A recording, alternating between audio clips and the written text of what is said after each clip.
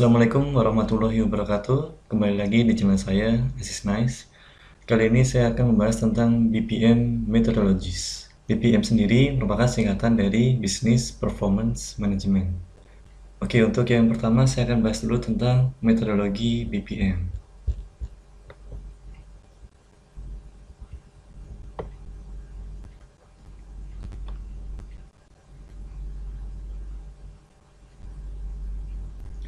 Untuk metodologi BPM sendiri terdapat dua metodologi. Yang pertama ada Balance Scorecard, yang kedua ada Six Sigma.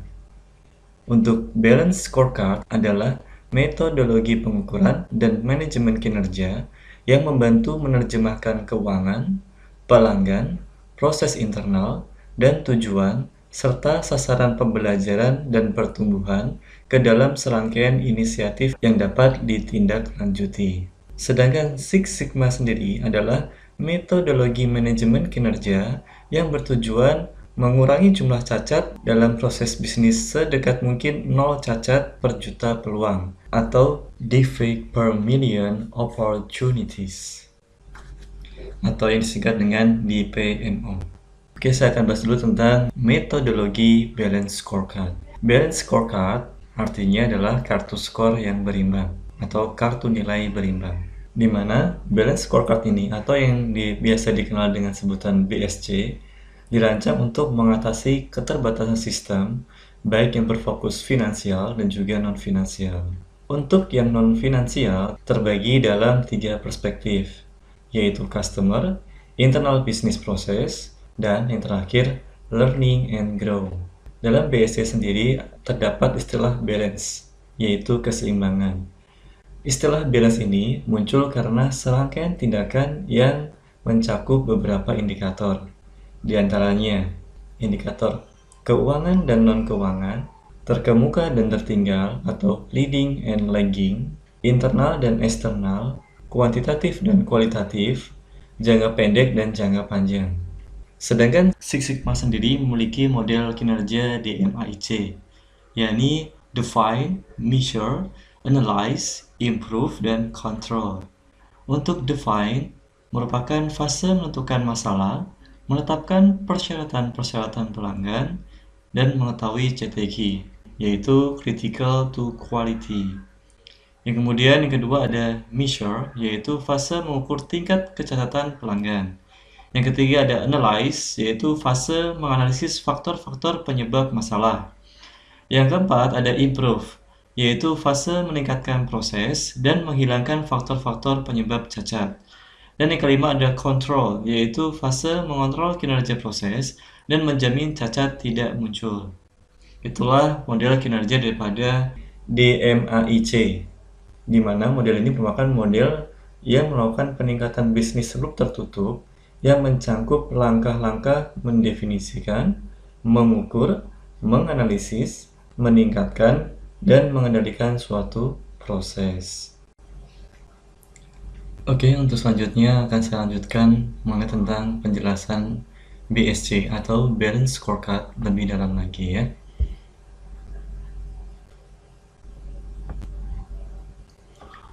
Oke, di sini saya akan bahas mengenai tentang perspektif daripada Balance Scorecard. Oke, untuk BSC sendiri terdapat 4 perspektif, diantaranya ada Financial, Internal Business Process, Learning and Grow, dan Customer. Saya akan bahas dulu mengenai tentang perspektif finansial atau keuangan. Untuk mencapai kesuksesan dalam perspektif finansial, yaitu dengan cara bagaimana melihat pandangan para pemegang saham terhadap perusahaan. Karena perspektif ini berorientasi pada para pemegang saham. Pada perspektif ini menunjukkan tentang perencanaan dan pelaksanaan strategi untuk mengetahui tentang perbaikan daripada tingkat keuntungan perusahaan. Tolak ukurnya adalah kinerja keuangan, seperti laba bersih dan juga ROI atau Return of Investment.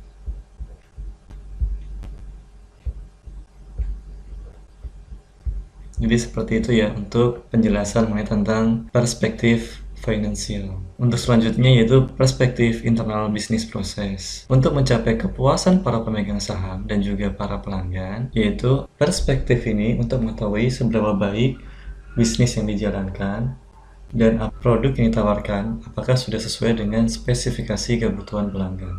Pada perspektif ini terdapat 3 tahapan, di antaranya proses inovasi, proses operasi, dan proses pelayanan purna jual. Pada proses inovasi, proses ini yaitu menggali kebutuhan apa saja yang dibutuhkan oleh pelanggan, agar nantinya produk yang ditawarkan itu sesuai dengan spesifikasi kebutuhan pelanggan.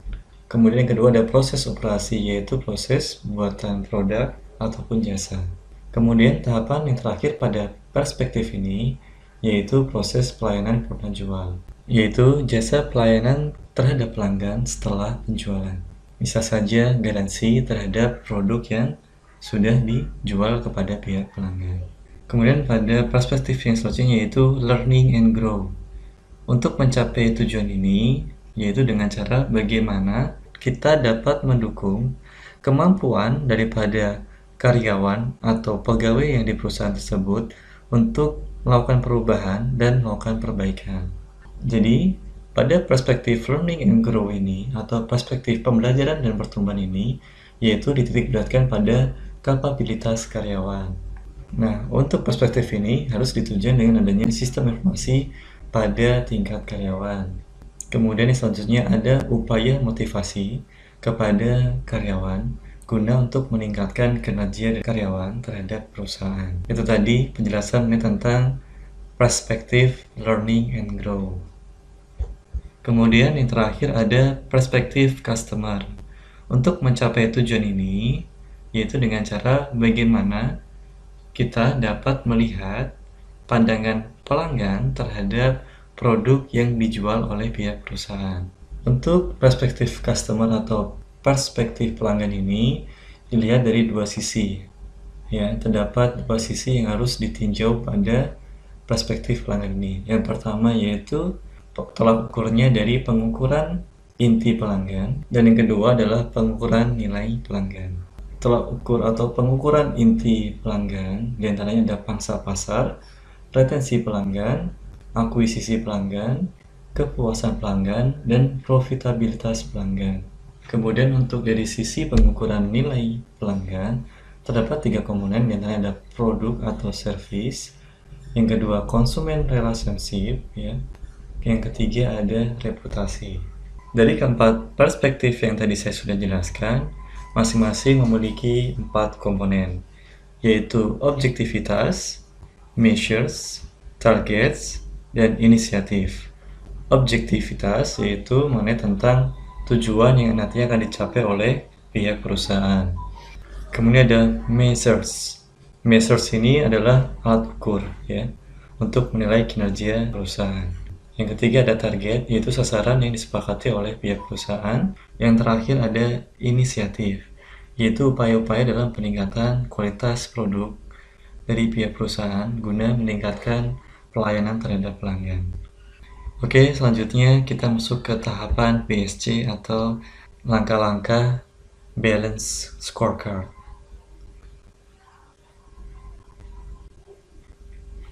Terdapat 6 langkah pada BSC ini. Di antaranya, yang pertama, mengembangkan dan merumuskan strategi. Yang kedua, merencanakan strategi. Setelah merencanakan strategi, yang ketiga, yaitu menyelaraskan organisasi. Yang keempat, merencanakan operasi. Yang kelima, pemantauan dan pembelajaran. Dan yang terakhir, menguji dan mengadaptasi strategi. Jadi ini adalah langkah-langkah dalam BSC terhadap BPM Methodologies. Oke, untuk yang terakhir saya akan jelaskan tentang aplikasi.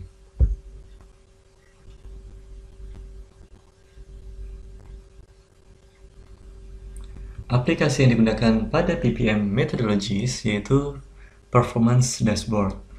Performance Dashboard merupakan aplikasi multi-layer yang dibangun di atas business intelligence dan infrastruktur integrasi data yang memungkinkan organisasi untuk mengukur, memantau, dan mengelola kinerja bisnis dengan lebih efektif.